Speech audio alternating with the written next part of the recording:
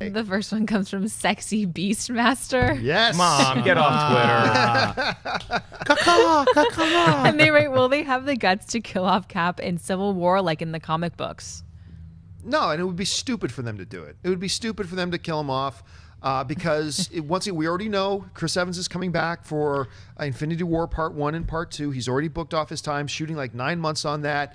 So he's in the entire thing. So it's not just going to be at the end. He's come back to life. And it would be Marvel. I said this before. It would be Marvel. Once again, one of the big weaknesses of Marvel films, and everybody knows I'm a huge fan of the Marvel films so far, but one of the big weaknesses that they have is they've gone way too many times to the well of, oh, this character is dead. Aha, he's not dead. Oh, he's dead. No, he's not dead. Oh, Thor just got killed. But wait, no, he's alive. Oh, Loki got killed. No, he's alive. Wait, Loki got killed again. No, he's alive. Oh, Samuel Jackson's character, Nick Fury. Nick Fury is dead. Oh, no, he comes back at the end of the movie. Every freaking buddy dies and comes back. And if they do it again, it would be idiotic. Flat out idiotic of them to do it.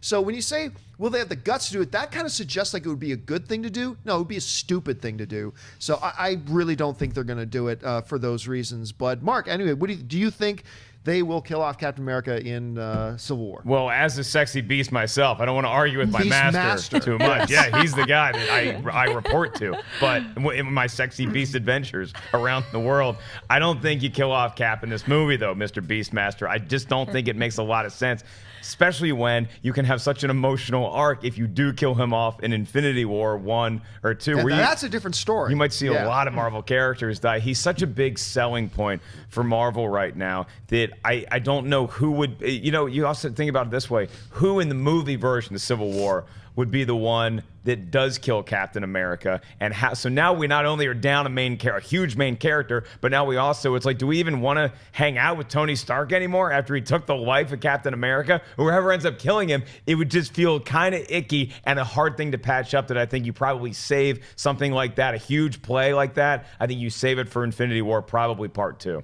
I think they're going to kill Cap. I think Cap goes out in Civil War, but and they announced that he's going to be, in Infinity War. They announce it. That doesn't necessarily mean it's true. They've lied to us constantly. In Dark Knight, they're like, I'm not Ra's al Ghul's daughter. Oh, by the way, I am in the movie. I lied to you. They lie to you all the time. That's part of the magic of movies. They shouldn't be telling us the truth, especially in the press. Like, yeah, I'm totally in 9 months of shooting as a ghost. It's like, I don't know if they're going to actually kill him the way he dies in the actual comic books. Spoilers, if you don't read comics, he dies in one of them and he comes back. So it's not Crossbones like kills him, Crossbones kills him, but he went undercover. So it's like they could reveal that in a way where it's like, because of the Accords and the way they're dealing with stuff, maybe he's like, I don't want to wear I don't want to be Captain America anymore. I'm going to be some other, I'm going to go undercover or something. That could be a form of the way they do his death.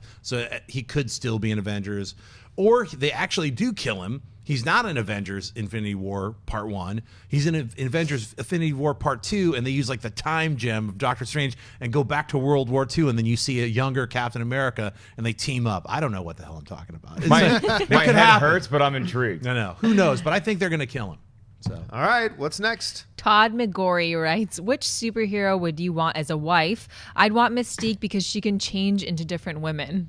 Oh, man. Yeah, by the way, make sure you let her know that. Tell her, you know what I love about you, honey? Right. You can become all those other women I you don't have to be about. You. You don't have to be you, the one I hate. Be the other people that I fantasize about. Yeah, like every night, she just wants to be herself. She's like, hey, you want some Blue Mutant sex? Yeah. He's like, I was kind of thinking about all the cast of Friends at the same time. Or Gamora, green. Why does it have to be blue? Yeah, so oh man! And look, anything's on the table here. I'm not saying I'm not going to pick a dude. I got to think about it for a minute, but I'm not saying, I don't know. Boy, Rogue, Storm Storm would be is rough hot. because she's just absorbing you the whole time. Yeah, so that'd be a little weird. Storm with the mohawk, definitely. I don't want to be like, I don't want to take Reed Richards' woman, but I'm taking Sue Storm if that's on the table. This is a little bit more obscure. But I first got introduced to her because she was tagging around with Cable a lot. Domino. I always had a little geek crush on Domino. Getting even more obscure, that bald woman, Moondragon. See, Moondragon. Yeah. I'm going She-Hulk if she's played by Brigitte Damn. Nielsen in 1987. I would also go with either Jubilee or Psylocke. Like I want somebody who's a mutant who has some powers, but I don't want to go with like a Wonder Woman because then it's like constantly, how am I going to win an argument against Wonder Woman? Yeah. She's the most powerful person in the universe. I have to take the trash out literally every day. And the lasso of truth, then you have to totally tell the truth. Yeah. You're right. That's I'm saving wrong. the universe. Were you thinking about me during our intimate times last night? Damn it!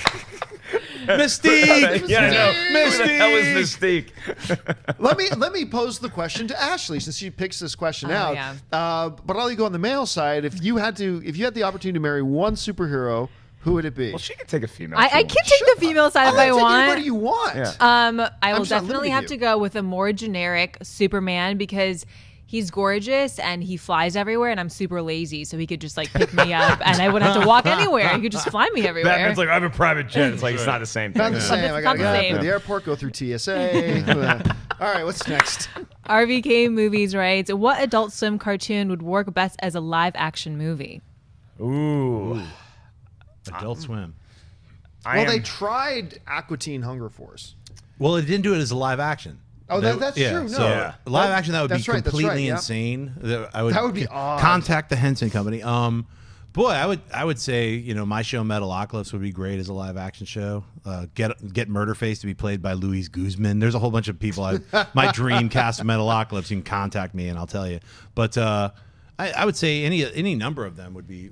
I mean, Children's Hospital's already. I was going to live say, action. can I take one that's already live action like that? But an Aqua Teen Hunger Force movie that is done live action, but obviously would have a lot of CGI in there too.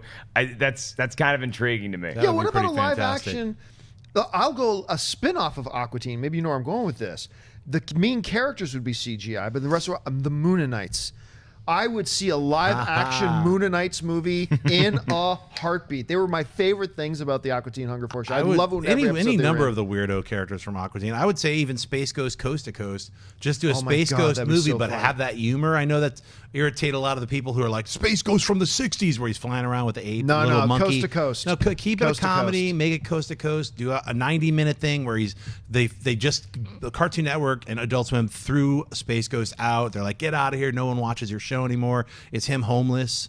And it's just him trying to cope for 90 minutes. Yeah, something I would totally go for that. I don't know that you can do it live action, but is just because they could go more long form with each one of the sketches would be a Robot Chicken, like a more like when Robot Chicken did Star Wars before Family Guy did Star Wars, it was some really really brilliant stuff in there. Something like that would be great too. Oh, wait, what? You know, when you could do live action fairly easy enough. What was that one? Under the Sea, the sea. Sea Lab 2021. Sea Lab, yes, that Yeah. one you could probably do. That would be so. What you do is you get the Will Ferrell, Steve Carell.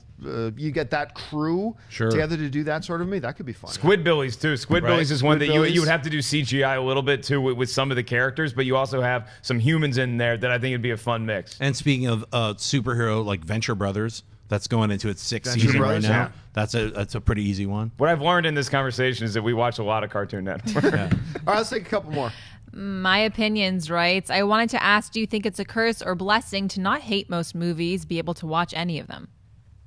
That's a blessing when you can do that. I mean, look, like even in the worst of movies, well, maybe I shouldn't say any, but we talk all the time about how movies are subjective, and that's the most beautiful thing about them. There's something in a movie that will affect everybody a little bit differently. And every movie, no matter how bad it is, was somebody's passion project. Somebody was passionate about that movie, whether it was the director or the writer or one of the producers or somebody, and they put a lot of themselves into it. And because of that, if you're somebody who can enjoy them even when they're terrible, I would define that as a blessing. I really would. What about you, Mark? Especially when you can have fun just going to the movies and getting excited about something. You should, everything you can love, you should. Earth needs more love, everybody. There's a dark side of humanity that's going to try to tear you down, especially when you're online and say, oh, I can't believe you would love something like Fantastic Four or something like Ride Along 2. If you like those movies, God, that's awesome. You should like as much as you possibly can. The Earth needs more love. I hear that's Robert De Niro's catchphrase now. Anyway, snap. I was going to say, there's always somebody passionate about just trying to get the job done. They're like, oh, this movie's so horrible. I must edit it as quickly as possible just to get it out of my life. I'm passionate about trying to finish it. So, yeah, once in a while you get a couple of stinkers, but for the most part, movie going is incredibly fun. I look forward to seeing films. It's a great thing. And if you have that passion, you should never feel weird about it. You're lucky. Yeah, and Mystique, honey, I need more love, and I need it from all 4 of the Golden Girls tonight. Can we please get kinky? All right, what's next? Alexander Mulari writes, what are your thoughts on people leaving their trash in the theaters after the movie, hoping for a campier rant? You're not gonna get one from me. I mean, on it. Look, this is not like I'm out in public and throwing things on the road. Say, oh, somebody will clean up. But no, you pay a lot of money for your movie ticket, and if you finish your popcorn, you put it down. You don't do this or whatever. You put your popcorn down. You leave the theater. They have staff that it's their job to come through and clean it up. Me personally, I do take all my trash out and I throw it out when I go. And if you think of it, great. But if you forget about it, I wouldn't lose any sleep over it. I really don't have, what I do have a problem with is people who just make a freaking mess and don't even bother to try to, like, popcorn spilled all over the place, like, whatever. But for the most part, I really don't have a problem with it, so no rant from me on that. Yeah, there's no rant. I mean, if you just paid $17 to see a movie and you're walking through like sticky floor and there's popcorn all over the place, then you complain to the people who are running that theater because they're supposed to be cleaning that theater after every screening. There's people. I used to be an usher. You'd go through and rock through every aisle and get all the popcorn, sweep up the place, because that's just what you would expect anyone to do in a theater. You're going out. That's etiquette. That's just how it should be. So.